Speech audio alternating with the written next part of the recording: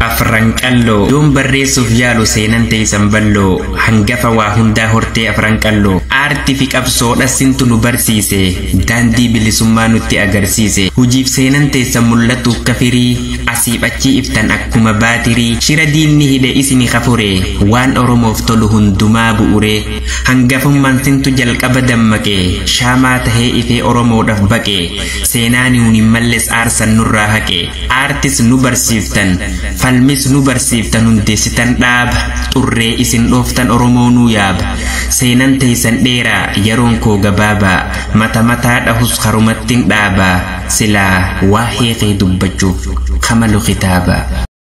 Akkam jirtu qomoo hortee warra qalloo ilmaan baabiiftu warra lapheen balloo guyyaa seenaa sabaa 61ffaa jaarmaa warra qalloo irraa funfafa. Afranqallo jennee barreessina maqaa warra gootaa fayyuu warra seenaa haqaa qabsoo hundeessanii goota biqilchanii qubee barreessanii dhalootaaf raabsanii alaabaa hojjettee lafa keessa seenaa dhugaa kee kaleessa arra naatu hima hundee qaroomina warra baabiiftuu ilmaan afranqalloo kan seenaan dubbattu dhugaa kee barreesseen dhaloota afeera seenaa keenya hatuun hafuu qaba nurraa aartii saba guddaa isiniif hundeesse baandiin afranqalloo seenaadha galmeesse alii birraan dhufee walleella paraase afaan oromoodha yoom reediyoo cabse